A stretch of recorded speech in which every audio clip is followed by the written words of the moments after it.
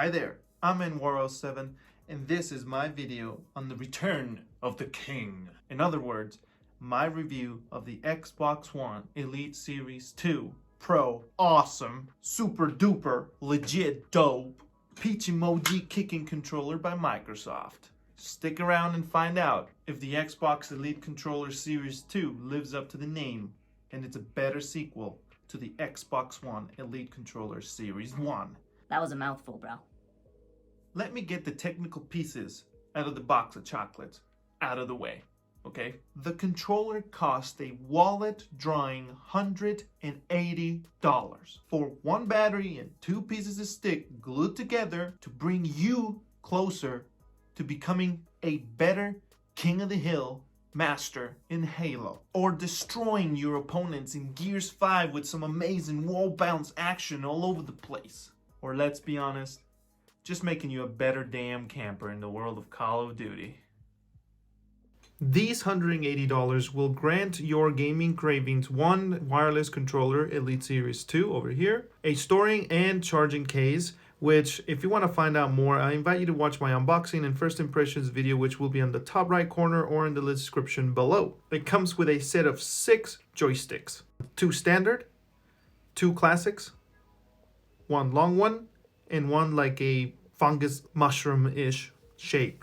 4 paddles, 2 mediums and 2 minis, and 2 D-pads. One will be a cross-shaped and the other one's going to be a faceted shape, which is mostly used for fighting games, but I actually like to use it for anything. A thumbstick or joystick tension adjustment tool, which is new to this controller, and a charging dock that is magnetic, together with a USB-C cable. All this for a grand total of 180 greens, baby. I've been able to play around with this controller for about month and a half, and the battery life is supreme, superb, legit. Awesome! Trust me, you will not be disappointed with this one. I've been averaging out around 35 hours worth of battery life with games of Rise of the Tomb Raider, Life is Strange, racing games, fighting games like Soul Calibur. The racing game I played was Forza Motorsport. Shooters like Halo Master Chief Collection, Gears 5. I mean, variety of games. And I average still around 35 hours. They promise about 40 hours tops, so that's pretty close. I would be happy with just 20-25 hours worth of battery life.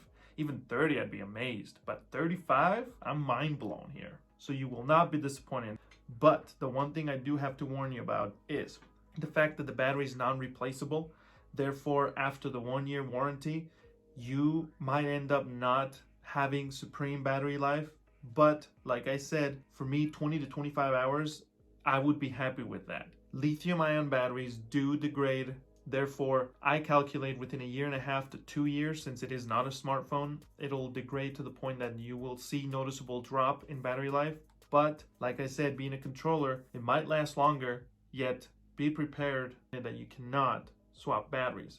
But I do recommend having a warranty, like exchange warranty. I have one with Best Buy.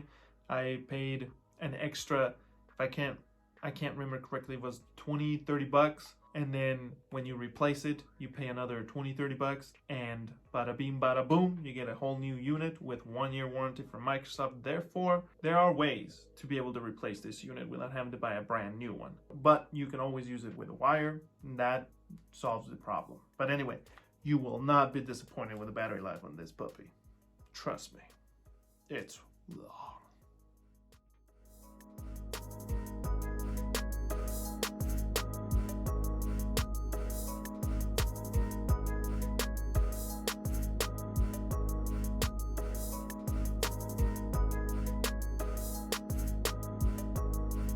I forgot to mention it in the prior section, but this puppy right here is one of the main reasons why this controller for me feels so amazing. Look at that, USB-C, right? And plus conductive charging on the wireless pins, wireless pins. Anyway, you grab this puppy, the lowered like little slide areas where the front of the controller goes, and bada bing bada boom, you're charging. White light goes up, turns off, turns on, turns off, turns on, letting you know it's charging. Stays white means fully charged. This thing took me about 2 hours to charge wirelessly from 0 to 100. Through wire, I expect probably an hour and a half, but anyway, it doesn't take long to get 30 plus hours worth of battery life on this controller back in it. You know what I mean? Your gaming juice recuperates quickly. That in and of itself, for me, beats a lot of controllers out there, especially my current second favorite controller, the Astro C40. This Astro C40 came out before this controller, about 6 months or so. It came out in spring. This controller charges through a wire, and it's not even USB-C. Sad. But anyway, this controller, when I first saw it, I thought it was sexy. But this controller over here, it's also very sexy.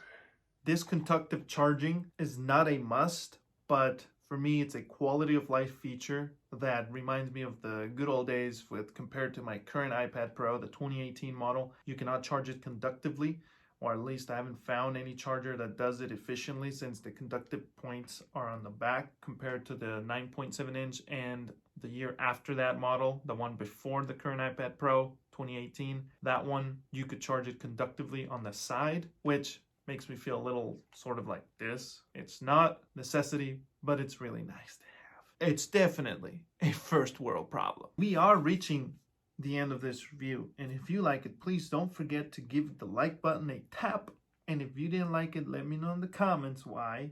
Plus, if you do love, hit the sub button so you know when more content comes out, such as my Astro C40 review or any other piece of tech that comes crawling my way like precious. Alrighty, we're going to talk about paddles, D-pads, sticks, all that bejeebies. Also, here's the Elite Series 1 for you people who don't know. By the way, I have a review of this same product. I'll link it up in there on the right corner or in the description for you. But yeah, here it is. This is, I just kept it as my original Elite Series. I actually bought a second one and swapped it to Best Buy. Long story short, I kept this one as a souvenir per se. But anyway, let's start and get into it. This is the Series 2. There's only this color. This one comes in white. This one does not. This is the normal default sticks as you've seen before. By the way, look at this. They're not backwards compatible, the sticks, just so you know. The D-pads are, though. That is the cool thing, that you can swap them. You can use a limited edition like Gears of War Elite Series 1 D-pads, and you can put those into these, or the paddles themselves are also backwards compatible, and from Series 2 to Series 1, just in case you have that going on in your life. As I say that with you, I'll have a different section coming up right now about the profiles, but real quick, something I don't mention in that section is the fact that you can assign a shift to one of these when you're playing on computer, and when you press it, it changes whatever you want on these to be. So you could do a quick access on Y, or an action to pause music on A, stuff like that. That's pretty sick, and that is unique to Series 2. One thing that people will tell you, two things actually. Some people will say that this grip, they prefer the older grip, which, by the way, this one used to come off. I've had some people tell me that, but I never experienced it myself. Probably because, I don't know, but I actually keep my controller quite clean. Not pointing fingers or anything. The new one, I think, will be much more resistant. Plus, here's the thing. Because the paddles are longer in this one and easier to press, whenever I would have all paddles turned on, grabbing it like this was hard due to the back paddles reaching my fingers and prone to be accidentally pressed easily. So I would typically always press this twice to deactivate and twice to activate. Whenever I would lay this down, I would always deactivate them because they were just that easy to press. This one, I rarely do it. This one, the paddles are shorter and harder to press. Therefore, I sometimes actually lay it on my lap without deactivating the paddles, which this one, like I said, I would never have done that on this one. It just was impossible. But still, if you're looking to purchase this controller at a discounted price, it's still a really good controller. Just be careful with the bumper itself if you're going to play Gears in tournament mode.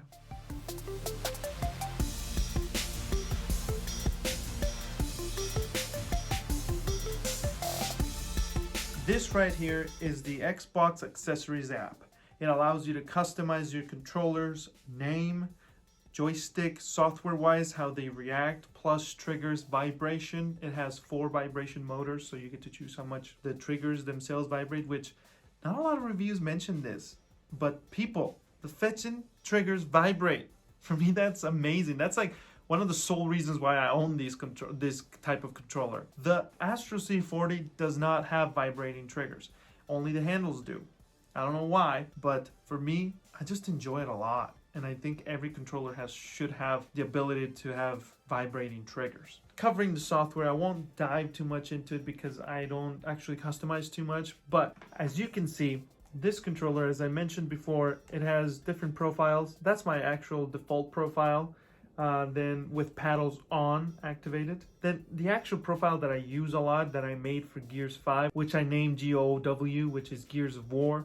That one, I made it for Gears 5, but I actually use it for Halo Master Chief Collection and Overwatch. I made it so the right stick, it doesn't react as strong or aggressively. It's more toned down, like relaxed. The left one, I programmed it so it's more aggressive. Plus, I do utilize the tool that adjusts the tension on the stick itself. This tool allows you to adjust the grip on the controller as such. You come and insert it into the slot, which is, there's not a lot of space there, so you have to be a little slow. But anyway, there's 3 levels. That is completely tight, which is the pressure equal to an Xbox 360 controller sensitivity. And then there's a medium, which is where I play my right joystick. I keep my left joystick as tight as possible, like a 360 controller.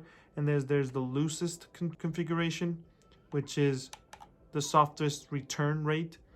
But I like to keep medium with some software tweaking added into the mix. But besides that, and having vibrations set to max on all engine motors, I don't do much of customization, but this also works on PC, by the way. And if you want me to help you figure out what's the best configuration for games, just ask me and I'll share them with you. Like I said, this is what I keep for my Overwatch, Gears of War, and Halo competitive gaming. Whenever I'm playing other games, I usually don't have a specific profile. I just keep it as all paddles off. To finalize my review, the one thing I am worried about this controller is the left bumper. I play in tournament configuration in Gears, and therefore I use the left bumper to take cover and initiate the running. For those people who don't know, that means I'm going to be pressing that button a lot. I used to do that on the Elite Series 1, and I would break the bumper at least every 3 to 6 months. Therefore, this controller, technically the videos on E3, they show that they mass tested the bumpers and all the pieces in the controller to be able to perform to a competitive professional level. So I'm hoping that this controller won't be breaking down in the next 2-3 months. I'll let you know. Follow me on all social medias wherever you are, and Waro7. I'll put it on the description below. There I will be posting updates on this controller within the next 2-3 months to see if it's broken or not. You'll see a picture of me as I have posted my prior broken bumpers from the Elite Series 1. Another thing that would sweeten the deal on this controller, I think personally, would be the price range of $150. I feel like pro controllers are a little pricey right now with a little bit of fluff, but at $150 I think this controller would be perfect. But at $180 you can't go wrong. I have no doubt that you're gonna enjoy it and you're not gonna regret your purchase, as I have not for 1 second doubted that I am gonna get $180 worth of fun out of this controller. Also, another quick tip, this is Bluetooth enabled. So the Elite Series 1 did not come with Bluetooth, so you could not use it on mobile devices, but this one you can. So go ahead, hook it up to your iOS or Android enabled device. On iOS, if your games support MFI controllers, then it's gonna support this and you'll be able to rock out overly killing it with this controller on your mobile games. But for people that don't have access to a console, you can add it and play Fortnite with it or any other mobile game that your heart so desires to play with a controller, which a lot of pro controllers do not support this with the Bluetooth syncing. For example, the Astro C40. All those things put together, and if that bumper doesn't end up breaking, this is for sure going to be the greatest return to form ever in a controller. And that is why I'm calling this video the Return of the King. If you have any more questions or anything I didn't cover in this review, and thanks for sticking out this long, let me know in the comments or in the social medias, and I'll be answering them for you. But until next time, stay put. Hit that sub and the bell so you get notified when the next video comes out. I'm in War07, and you've been fed. Hasta la vista, baby. Bye-bye.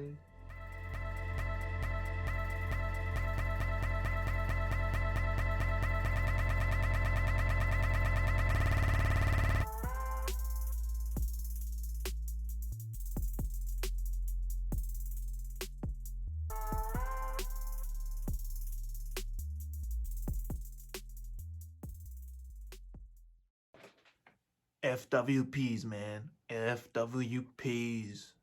They're real.